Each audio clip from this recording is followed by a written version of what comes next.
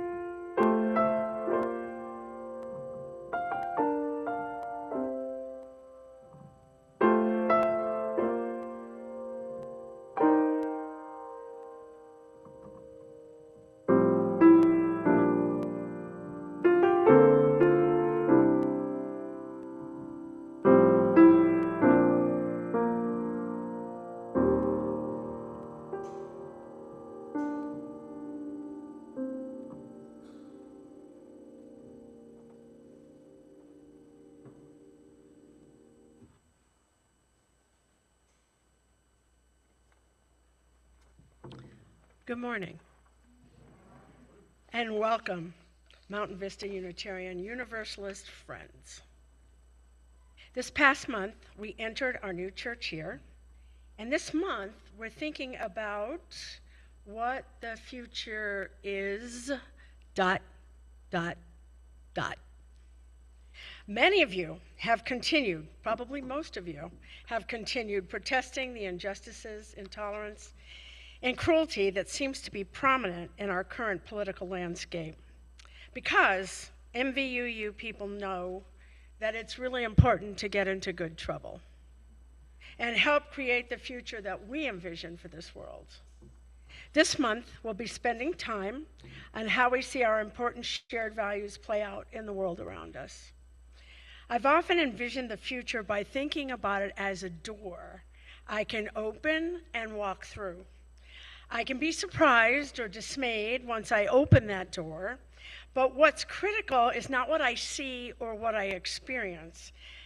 It's what I choose to make of it, what I nurture and grow, what I leave behind. So imagine how happy I was when I found a brief essay entitled Beyond Every Door by Reverend Dr. Molly House Gordon, minister of the UU Church of Columbia, Missouri. It was published in the spring and summer edition of UU World. I'd like to share it with you now. Wouldn't it be cool if there was a magical world beyond every door?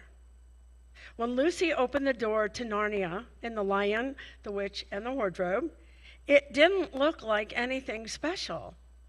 It was just a boring door to a wardrobe full of clothes and coats, but across the threshold was magic.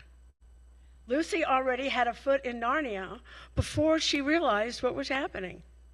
Many of the thresholds in our lives are like this. We don't know that we're crossing into another world until we're already halfway there. The door of a church takes us down a pathway of growth we might never have expected.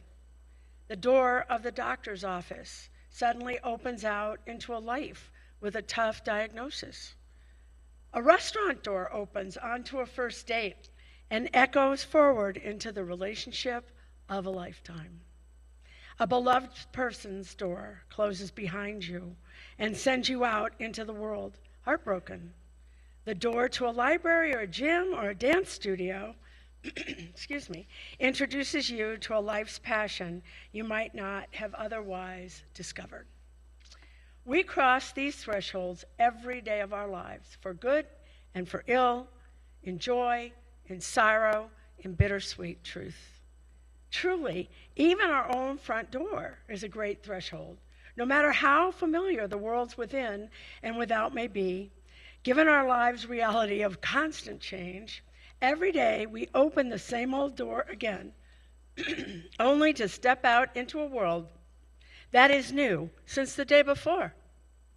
In this way, there's a new world behind every door, awaiting our discovery if only we will encounter it as such. I'm Maria Menconi, the Pastoral Associate assisting Reverend Matthew today. The future is, and as we consider this, and in doing this, we affirm that there will be a future. This month, we'll be meditating on the thresholds we are crossing and the magic we can create with our shared values. We have so much to be thankful for here at MVUU as we open this next door and move forward. We give thanks for this place that is the original home and unceded land of the Yaqui and Thona'atham people. We respect and honor their commitment to this place we also call home. We give thanks to all of our neighbors in our surrounding community and invite them to join us anytime.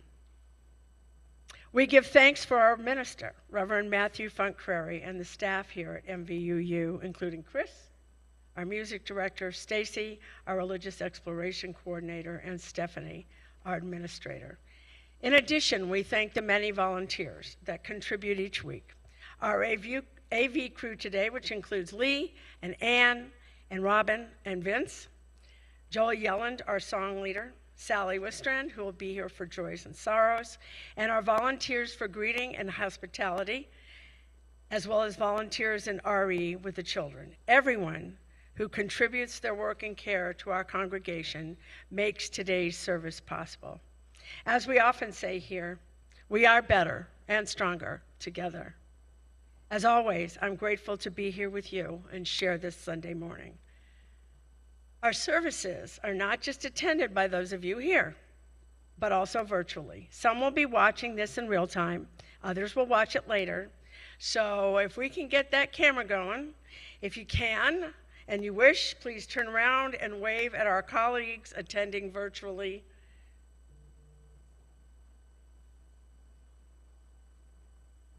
Once again, good morning and welcome.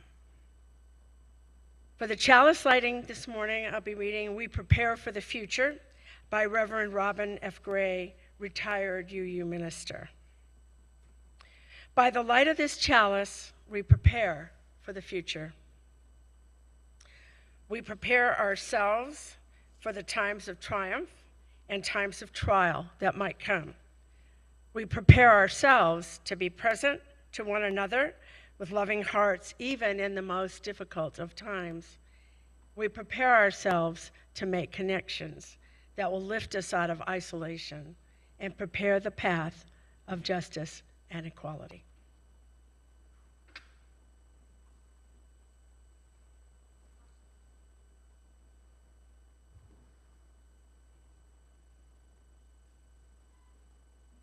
My elders have taught me always to begin in gratitude. Start with thanks and appreciation for what you have received, and then lean back on it through anything and everything that comes in the future. So my thanks, my gratitude for being back here among you. It's been several weeks. I've been lurking behind the scenes and will be sharing what I learned during that time. But I'm also thankful for things like the unalienable rights of life, liberty, and the pursuit of happiness. Founders of our country believed these were divinely given rights upon which they imagined a new democratic nation, conceived in liberty and dedicated to the proposition that all are created equal. It's an aspiration of what it means to be human upon this earth, and I'm thankful for it. For nearly 250 years, there have been triumphs and trials, failures, and at times, even the fulfillment of that aspiration. We've never quite gotten it right, and yet we're committed to struggle towards realizing it. This aspiration has drawn many people here, migrating away from the hate and violence and the tyranny in their own homelands. They've come to enjoy unalienable rights, to add their unique efforts in advancing all of us toward life and liberty and our pursuit of happiness. Responding to the needs of migrants coming here, our congregation has created a ministry, Contigo También, meaning with you too. We are here with those seeking asylum, and they are with us. And through Contigo También, we've accompanied individuals and couples and families immigrating from Haiti and Russia and Venezuela. We've been together through triumphs and trials, failure and fulfillment, as together we all begin a new life in America. So to Contigo También, thank you. And in gratitude for this ministry, Contigo También is our woven basket recipient for the month of August. Every Sunday, we will take a collection to support their ongoing ministry of legal and emergency assistance to 2 Venezuelan families who we've been accompanying for several years now. If you would like to express your gratitude with a financial gift, put your offering into the woven basket just outside of the doors after the service. Next to the basket is a wooden bowl, and that's for the offerings of thanks to our entire Mountain Vista congregation.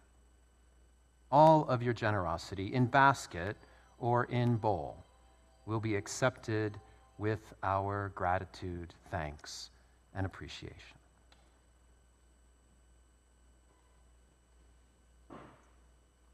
We start our singing this morning with, actually 2 of the songs we're singing this morning are from shape note tradition, the music is at least.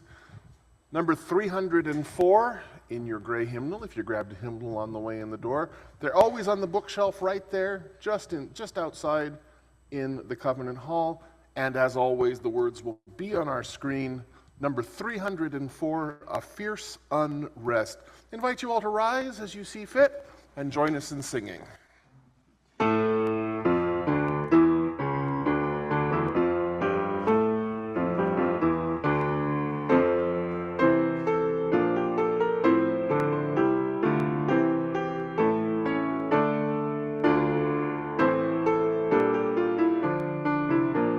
This is not a quiet song.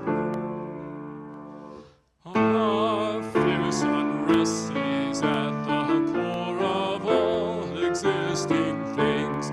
It was the eager wish to soar that gave the gods their wings. There throbs through all the words that are this heartbeat strong and strong, and shaken system star by star, awake and glow in song. Our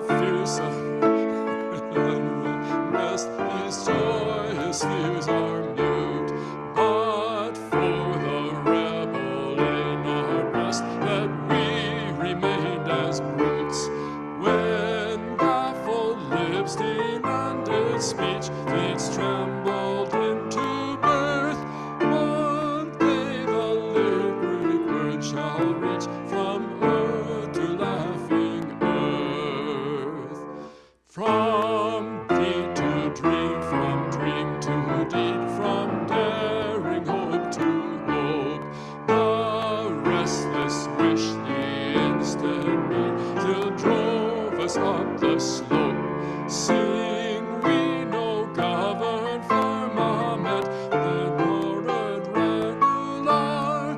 We sing the stinging discontent that reads from star to star.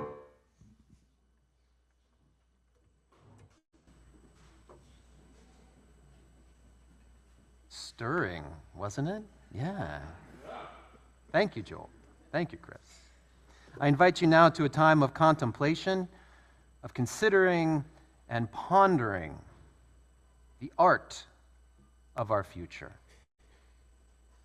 Jean Gebser, a Swiss poetic cultural philosopher, believed the future was founded on the ongoing awakening of our consciousness. He looked back at human development in Europe, at the paintings and the music and the literature and the sculpture and the dance and the drama that emerged over millennia.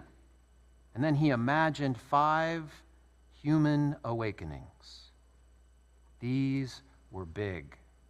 They were massive, tectonic plates of human consciousness, of what it felt to be alive,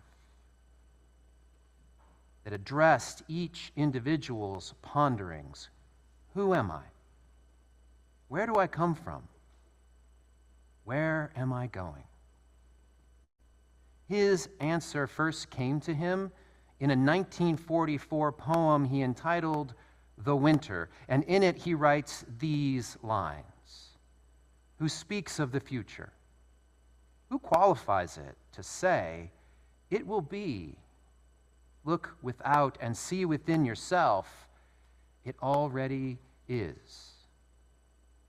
Gebser envisioned our awareness of ourselves within the world that emerged out of our past and became a trajectory for our future. Not that it was ever an easy journey, like massive land masses moving over eons. Gebser's 5 stages, they shifted and migrated. Sometimes they crashed into each other with seismic quaking through humankind, sublimating one another or forcing another one to surface. Each has a creative, active influence on human life as well as stagnant, decaying ones. It was in the music and in the language and the dance that he found the evidence of our humanity. His vision is not history. The dates and the times of human events, our triumphs and our failures, that's not as important as a cultural philosophy, looking at our artful expressions of how human beings, individuals just like you, related to, well, the entire world. And it all began with the original. He wrote, origin, and there's a slide for this. Origin is the source from which all springs, but it is that which springs forth itself. It is the essence which is behind and which underlies consciousness. It's the hardest for us to imagine from our vantage point today. It's the most universal, however. It is the origin we all share, and I conceive of it to be like a womb. This is consciousness dependent and undifferentiated from the world around us. It's pure existence without any awareness outside of unity. In this oneness, language was the call of the birds, the howl at the moon. Music was wind through the trees, water flowing over stones. Dance was moving in harmony with all life. We don't know how long this was the fullness of human consciousness, because instead of seeking its length, Gebser imagined that this was always part of humanity and always will be, and so he called his seminal work the ever-present origin.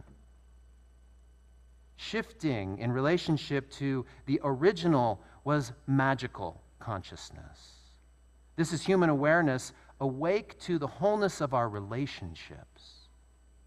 It is an interdependent awareness holding humans alongside, apart, and every facet of life. The earth, the moon, the sun, stars, and the cycle of seasons, plants, animals, and of course, other human beings. Each depending upon and influencing one another, none truly separate or distinct. There's a radical equality and equilibrium that allowed the magical impact of one thing to affect another. Paintings of hands on this slide are ancient Europeans. They're on the walls of caves, and archaeologists suspect they believe these were the earth's wombs. Drums and flutes echoed. Ritual dances were performed with a magical consciousness, language casting spells of invocation and evocation.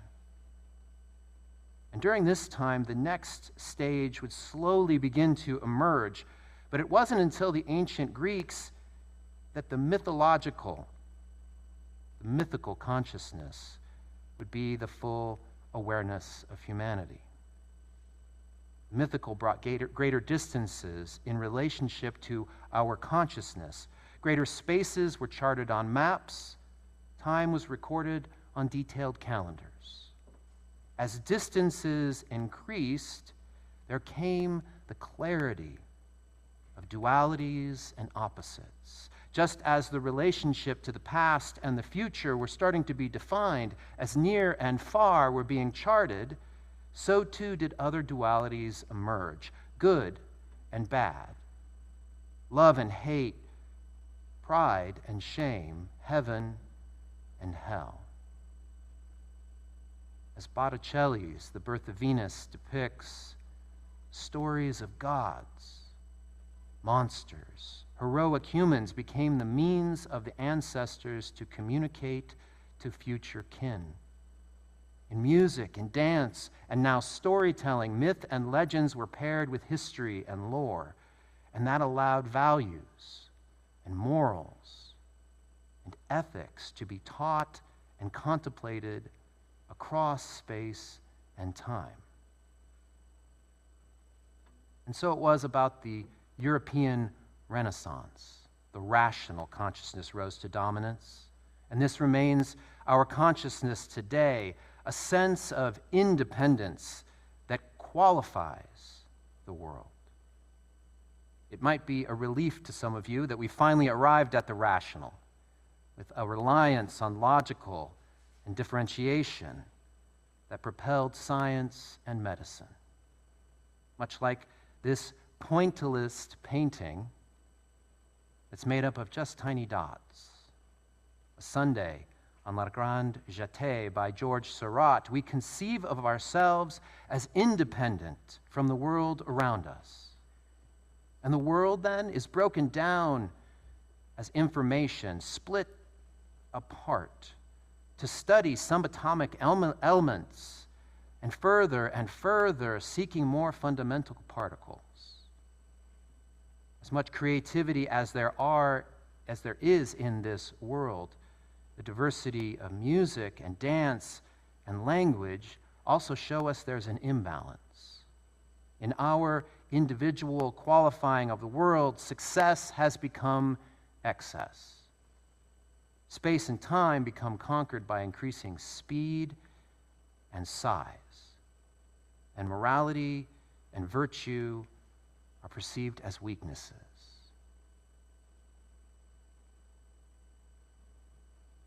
So why the hybrid cultural philosophy / art history lecture? Gebser believed these laid the trajectory for our future. And living through the atrocities of the 20th century in Europe, the Holocaust and 2 world wars, he suspected and he hoped and he prayed that our future was far more hopeful. He speculated there was another monumental shift of consciousness on the horizon, one that didn't sublimate previous consciousness, but incorporated them. Imagine that.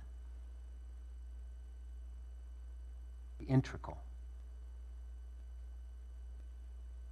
integrated, interrelated, interwoven with the strengths and weaknesses of our original and magical and mythical and rational awarenesses. Integral consciousness is these parts, and it's also the sum of it, which can be so much greater. Science, morality, interdependence, and unity relating to one another in an innovative yet unpainted, unsung, unwritten, unsculpted, undanced, unplayed, unimagined future which is already a part of us. It's already a part of you. Summing up all of this, Gebser wrote, "In the end, everything is simple. Wow, I wish." What he meant was the trajectory of the future lies within the art of the past. All emerging futures, they lie within us.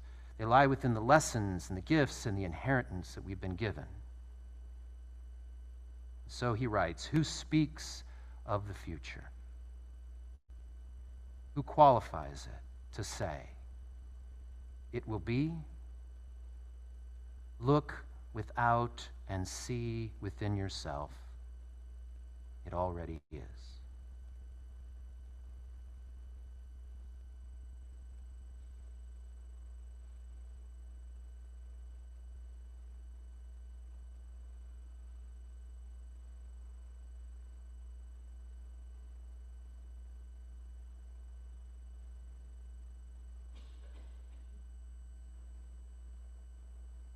I invite you to a time of meditation,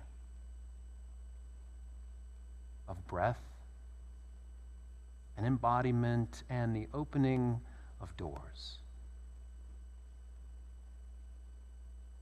There are many doors, thresholds all,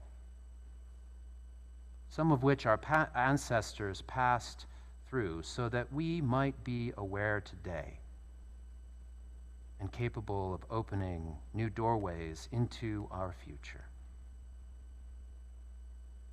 I invite you to breathe and relax as your body requires.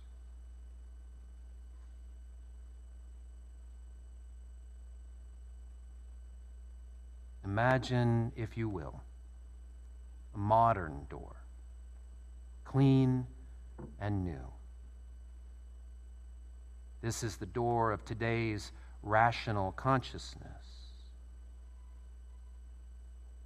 And the rational, logical, mental door opens, and you find your unique self, independent and dignified. Breathe in and out a little bit longer, and feel your individuality and your inherent worth.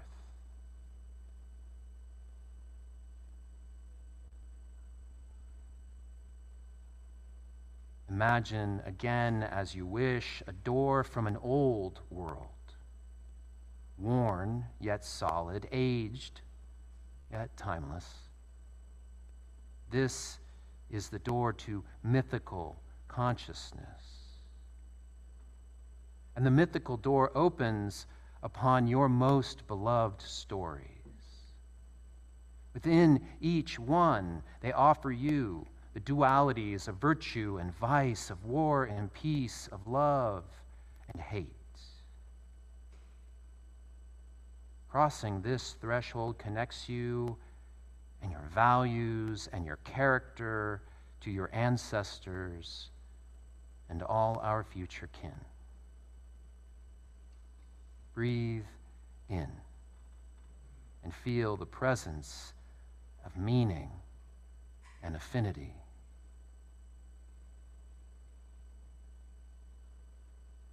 Imagine a natural threshold of roots and vines, trunks and branches arcing to welcome you.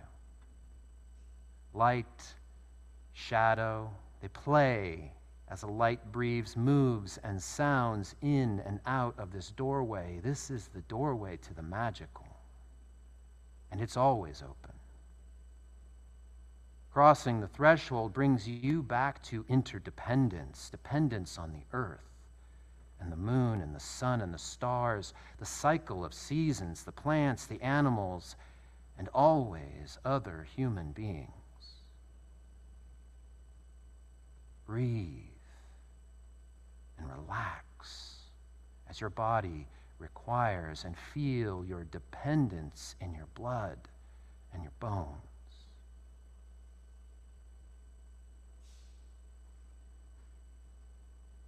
Finally, imagine a pathway into the night sky.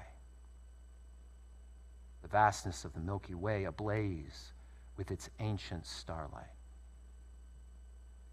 This is the threshold to the original.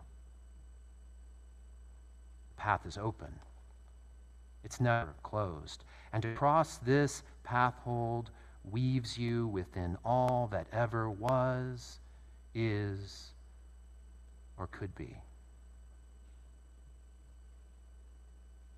Breathe and relax as your body insists.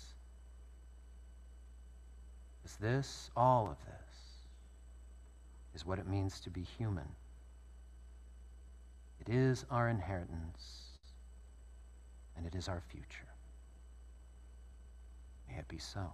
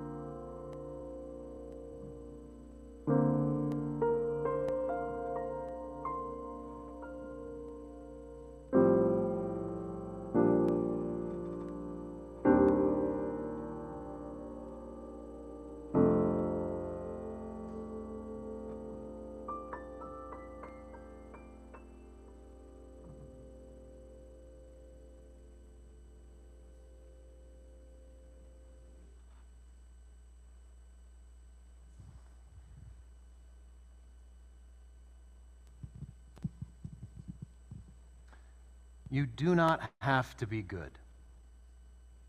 You do not have to walk on your knees for 100 miles through the desert repenting. You only have to let the soft animal of your body love what it loves. Tell me about your despair, yours, and I will tell you of mine. Meanwhile, the world goes on. Meanwhile, the sun and the clear pebbles of the rain are moving across the landscapes, over the prairies and the deep trees, the mountains and the rivers. Meanwhile, the wild geese high in the clear blue air are heading home again. Whoever you are, no matter how lonely. The world offers itself to your imagination.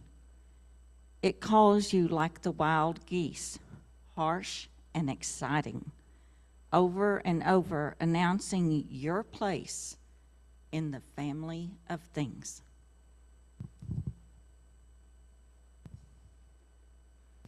Francis Weller, soul activist and psychotherapist, in the preface to The Wild Edge of Sorrow, writes, "Sorrow helps us to remember something long intuited by people across the planet.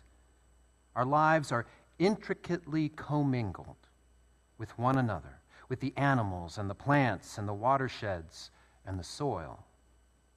The personal and the planetary are inseparable, as is our healing. And we are coming to understand," he continues, "that there is no isolated self stranded in the cosmos. We are participants in an entwined, entangled web of connections with a continuous exchange of light and air, gravity, thought, sound, color, all coalescing in the elegant dance that is our shared life." And that's the meaning of our weekly celebration of joy and sorrow. We gather to pour out the water that we have collected from Sonoran skies across the globe and from the taps in our own homes. This is our congregation. And we pour out our commingling of life with one another and with animals and plants and watersheds and even the soil. And then we take these stones, as they are the individual experience that you have of joy and of sorrow. Joy, the wild reality of love, of belonging, and of fulfillment. And we take stones and drop in many, and oftentimes we share a joy or two.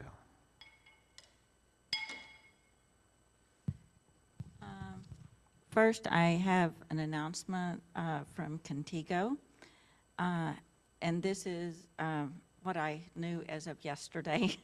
As of July 31st, we learned Gabriel will be deported to Venezuela, but don't know when. He is still in jail. He will be joined by Liam and Zerubi once he gets there. Contigo will help with Zerubi and Liam going back. Juana and Willie are doing okay and are with Reverend Christiane and Melva.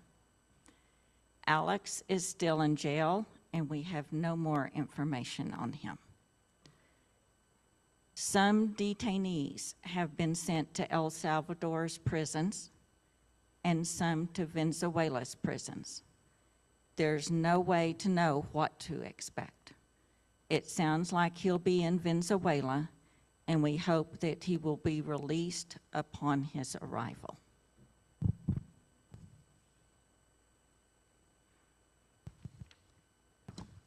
The next thing I have to announce is we have a person who had attended and been a part of our church for some time, Peter Walensky. He hasn't been here in a while because he's been very sick, and he's been in and out of Banner Hospital for some time.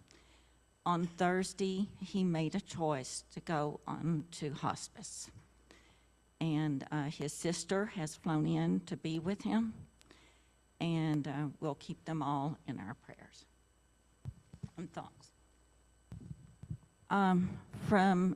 This is from Lisa Ballard, Ann Bowling's daughter. Several members of your congregation have been so amazing. I wanted to extend a formal thank you. On behalf of Ann Bowling's daughter and son-in-law, Lisa and Jesse, we want to extend our deepest gratitude for the abundant love, prayers, and healing energy and words of kindness you have shared with our family during these incredibly difficult months. Your presence, both near and far, has lifted our spirits in ways we cannot fully express. We are especially thankful to Robin, who graciously stepped in as a spur-of-the-moment officiant for Lisa and Jesse. Your warmth and compassion and willingness to be there in such a personal and meaningful way will always be remembered. We are relieved and grateful to share that Jesse is now officially out of the woods following his colon resection surgery. While he continues to face challenges with post-surgical wound healing, we are encouraged by his progress. Thank you all for being a source of strength, community, and peace.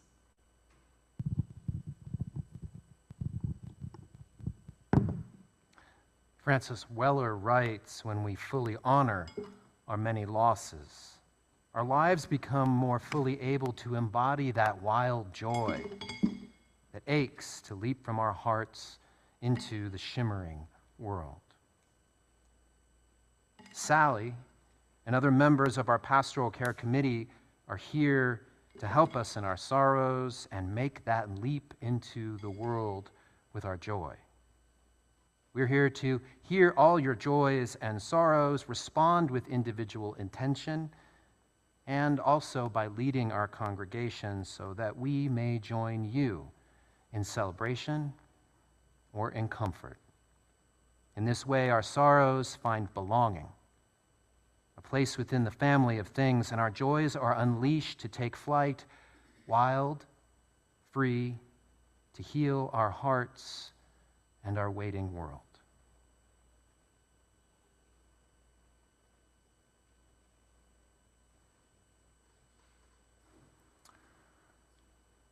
I sometimes sit here listening to things that happened before me, and I look at the what's here, and I love that this next song is words by Malvina Reynolds, and music is another shape note hymn from the Southern Harmony tradition. But this has been given a modern harmonic treatment by one of my teachers that I keep forgetting diddled some of the editing on several of the pieces in our gray hymnal. It's in our gray hymnal number 313, 313.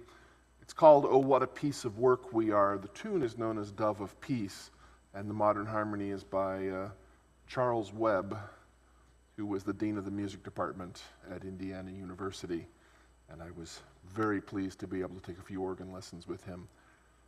Very fine man. Let's stand and sing some of his work.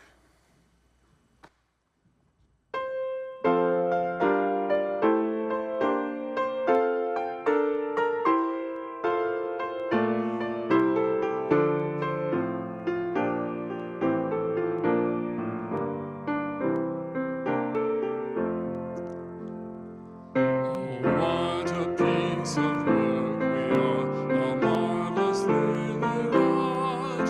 The quick contrivance of the hand, the wonder of our thought, the wonder of our thought. Why need to look for miracles outside of nature's law? Humanity we wonder at with every breath we draw, with every breath we draw. But give us room to move and grow, and have our spirit play, and we can make a world of light out of the common clay, out of the common clay.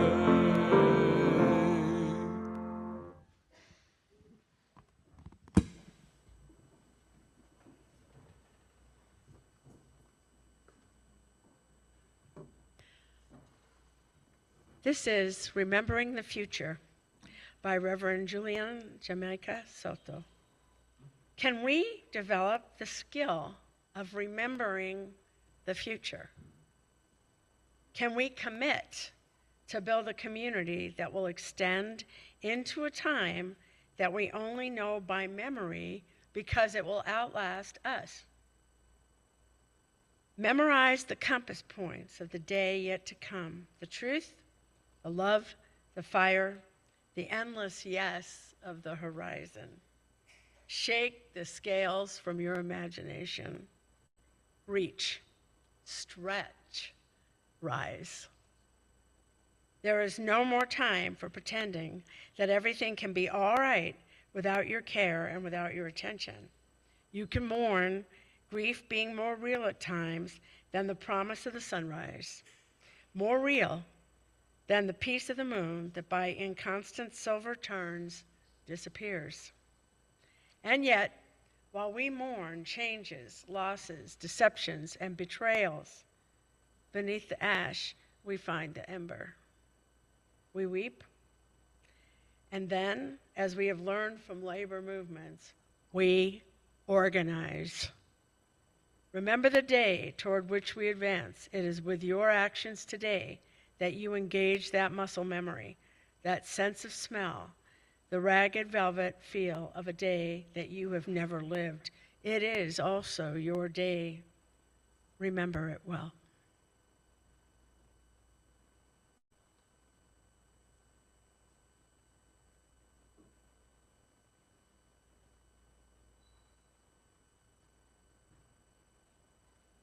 Last week, while visiting my mom, she and I experienced one of those "it is what it is" moments. Do you know those moments when you have some great, sudden insight into the world that you have to resign yourself to? Is it me, or do they seem to be happening more and more? I try to visit my parents on Mondays, my Sabbath, to check in with them and do chores around the home. I'm probably doing more around their house now than when I grew up there. Anyway, Mom and I were chatting about a variety of things, catching up on family near and far, going over that roller coaster of Stephanie and the boys in my recent move, and digging into my parents' challenges with their air conditioner this summer. Some of you can relate. Somewhere in it all, and I remember it clearly, she reasoned, it all comes down to money, doesn't it? And we paused. We took a breath, exchanged a moment of awareness, and then silently returned to other things. It is what it is. It is what it is might be our linguistic attempt to let an insight into reality go. The summer heat, it is what it is. The economy, it is what it is. Politicians, it is what it is. These words may be an attempt to just put down the insight into reality before it becomes too painful. Climate disruption. It is what it is. The ultra-wealthy and the impoverished. It is what it is. The Trump executive, legislative, and judicial branches of our government now in power. It is what it is.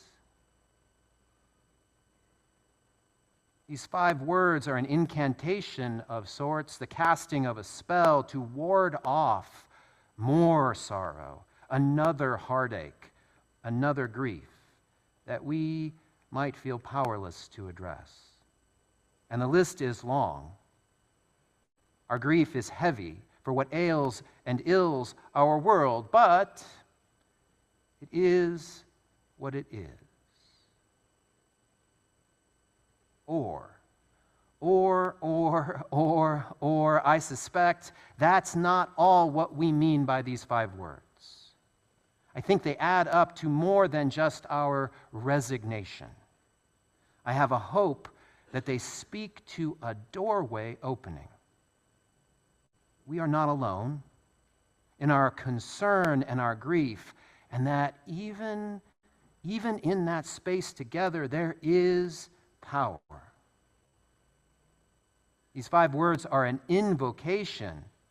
It is what it is today will not be what our future is.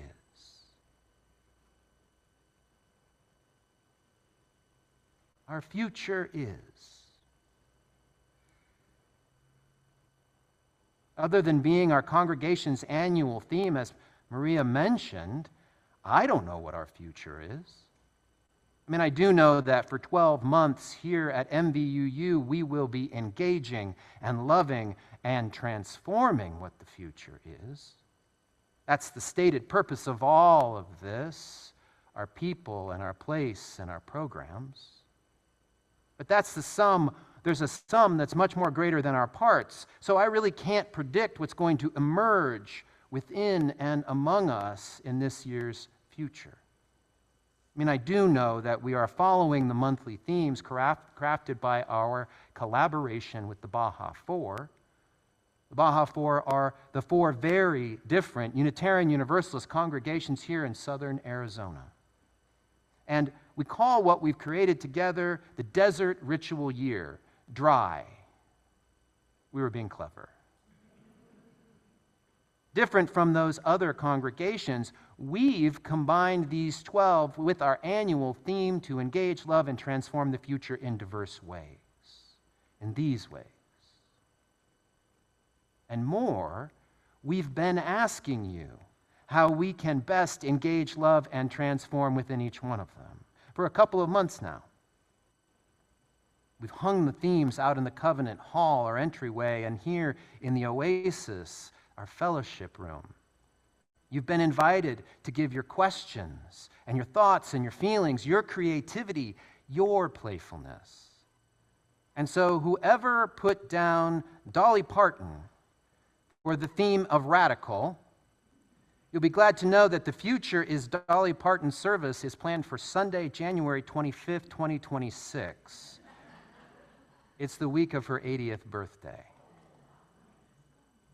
We will be singing and dancing and sharing Dolly's wit and wisdom that's born out of the depths of her Christian faith. Now, just so you know, we're not promising that everything you write down on these pages will become a Sunday service or a program or a public action that we will be taking for justice, but we do promise to listen and learn and be influenced by your ideas. Of course, none of that will transform the future, not on its own. It's going to take time. It's going to take us to learn new music, new dances, new language. And it's going to take mistakes. It's going to take disagreements even. But we've agreed to be guided by love to keep us moving forward. It's going to take action and witness to protest the injustices that are being made in our name today. You've heard them happening to these two Venezuelan families as they are being denied life, liberty, and the pursuit of happiness. It's being done in our name. And it's also going to be in our demands to reconcile what's happening. Oh, and it's going to take grace. The grace of each of us holding our souls, knowing desperately that we each are inherently worthy and dignified. And it's going to take a wild grace of embodying the unity of all that there is today. I may not know what the future is, but because I'm going into it with all of you this way, I know that it is much, much more than it is what it is. Some of you who've gotten to know me over my 3 years here know that I could not let go that conversation with my mother. She is an artist and a devout Christian, although she says she's got a lot to learn about both. She doesn't like the phrase, "It is what it is." She says she doesn't really understand it. And I believe that through her creativity and her faith, she doesn't like that phrase because she remembers the future. She cannot accept today is all that there is because she remembers something about our humanity. And as she bore and birthed me, she played Dungeons and Dragons with me. She was the cleric, I was the wizard.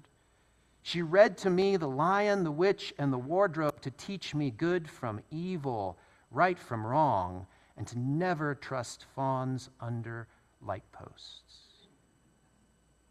She accompanied me through my emerging independence, through triumphs and failures and sorrow and loss and joy.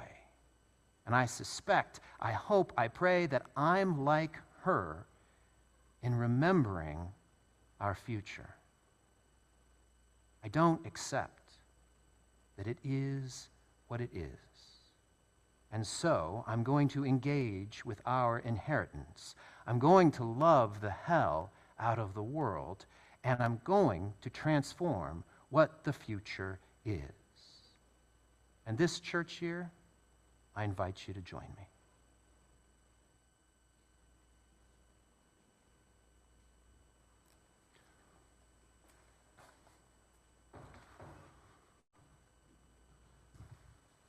Like Matthew said, I as well also love to hear suggestions for music, suggestions for things. Oh, that thing you always think the choir should do, or that you wanted to hear Joel sing, or you wanted to hear Robin sing. Tell me, I'm always open. And also, as Reverend Matthew said, I can't promise we'll get to them all, but I very, very much want to hear what you would like to sing. One thing's for sure, we will continue singing the music of Jim Scott, as we're going to now. This is in the Teal hymnal, and it's number 1054, Let This Be a House of Peace. If you're so inclined, you can sing the responses to the call and response. That's the part I'll be singing on pages 3 and 4, and Joel will sing the call part, the first part. Feel free to sing whichever part you wish. As always, the words are on the stage. Screen, not stage.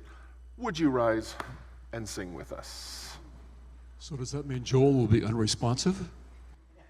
I'll be responsive. I guess you're right. That does make you unresponsive. Where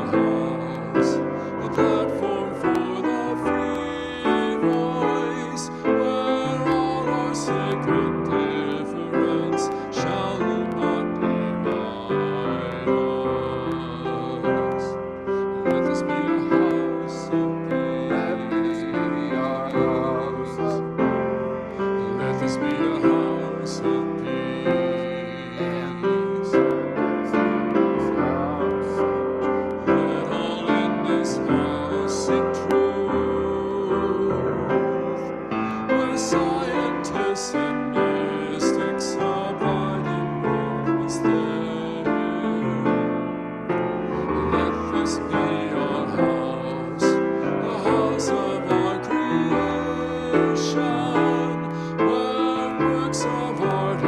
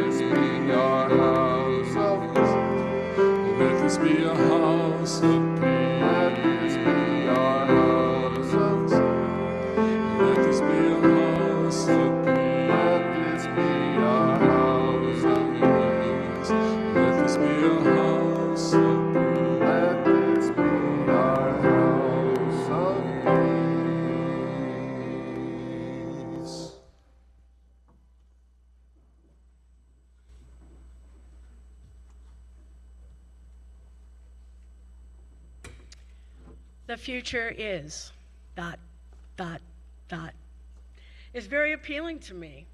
Maybe it's because, as an educator, I was always preparing children and adults for a future I knew little, if anything, about. It was important to me to dream, to aspire, to imagine, and then get my students or staff to widen or change those dreams, aspirations, and imaginings. It was always exciting. It was sometimes a little challenging. I wasn't always confident, but I knew that if we could build it together, it would be worthwhile. And quite possibly, our world would be a little better for it. Those moments, those dreams, those collaborations help me to know now in this time of sometimes uncertainty and even fright at times. It helps me to know that if we will just walk through this door, we will create a future that honors the values we all hold dear. The future it's happening. We want to keep you informed about the many opportunities for you to get involved in transformative moments and transforming actions, such as the Labor Day UU campout. Did you know that there is a Unitarian Universalist wilderness camp here in Arizona? I didn't. Saura, Sierra Ancha Wilderness Unitarian Universalist Religious Association rests in 100 acres of mountain forests near Young, Arizona. They are hosting a family-friendly outdoor weekend for UUs and friends, August 30th through September 1st. Saura offers campsites, group kitchen, water, latrines, and a playground. If you would like to know more about Labor Day weekend or the wilderness camp in general, you can search at sawurra.org online or use the QR code on the screen. Faith 250. Chris and Reverend Matthew have been invited to join a multi-faith effort to leverage the United States' 250th birthday to clarify and articulate the values of our communities and our nation and seek to build healthier civic life in our country. Invited by Rabbi Malcolm Cohen of Temple Kwame, Chris and Reverend Matthew will be studying American scripture with other clergy toward planning multi-faith events for July 4th, 2026. The initiative is called Faith 250, and you'll all be invited to get involved as the year progresses. To release the frame this morning, I'll be reading Fitted for This Day by Reverend Kimberly Quinn Johnson, and including the words of June Jordan from the Poem for South African Women, which was presented to the UN on August 9th, 1978. We are the ones we have been waiting for. We are not perfect, but we are perfectly fitted for this day. We are not without fault, but we can be honest to face our past as we chart a new future. We are the ones we have been waiting for. May we be bold and courageous to chart that new future. May we have faith in a future that is not known. We are the ones we have been waiting for.